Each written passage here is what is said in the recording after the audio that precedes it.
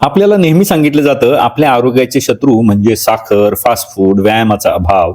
पण आज आपण एक वेगळाच प्रश्न विचारूया.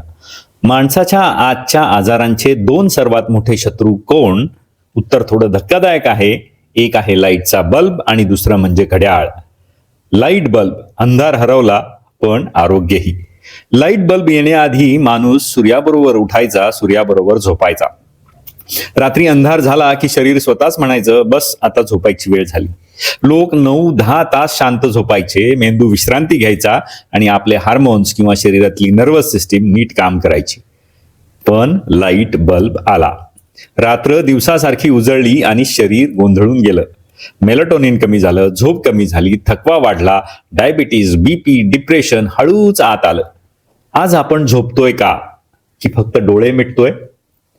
घड्याळ, वेळेचा गुलाम बनवणारा शोध. आणि मग आलं घड्याळ. घड्याळानं आपल्याला शिकवलं 8 वाजता नाश्ता, 2 वाजता जेवण, 9 वाजता डिनर. पण एक साधा प्रश्न, आपल्याला खरंच भूक लागली आहे का? घड्याळामुळं आपण शरीराचं ऐकणं बंद केलं आणि वेळेचं ऐकणं सुरू केलं.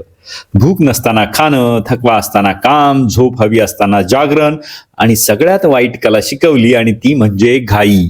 उशीर होतोय, लवकर करा, ट्रॅफिक लागेल, मी लेट होणार आहे. घाई म्हणजे आपला श्वास उथळ होणं, मन अस्थिर होणं आणि शरीर कायम तणावात ठेवणं.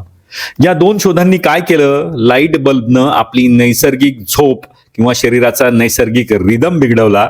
घड्याळानं आपली नैसर्गिक भूक, थकवा, विश्रांती दाबली आणि माणूस बनला स्वतःच्या शरीरापासून दूर गेलेला एक जीव. पण उपाय काय? सूर्य मावळल्यानंतर लाईट कमी करा. घरामध्ये तुम्ही कमी प्रकाश असणारे दिवे वापरा. झोपायच्या आधी स्क्रीन कंपल्सरीली बंद करा. मोबाईल, टीव्ही बंद. घड्याळ काय सांगतंय पेक्षा शरीर काय सांगतंय हे ऐका. भूक लागली तरच खा, थकलात तर थांबा. घाईमुळं जगाची प्रगती होत नाही, ती फक्त आपलं आयुष्य कमी करते. लाईट बल्ब आणि घड्याळ हे मानवासाठी शोध होते, पण त्यांचं गुलाम बनणं ही आपली चूक ठरली. त्यामुळं आज एक छोटा निर्णय घ्या. वेळेला नाही, निसर्गाला फॉलो करा, कारण निसर्ग कधीच उशीर करत नाही आणि आपलं शरीर कधीही खोटं बोलत नाही.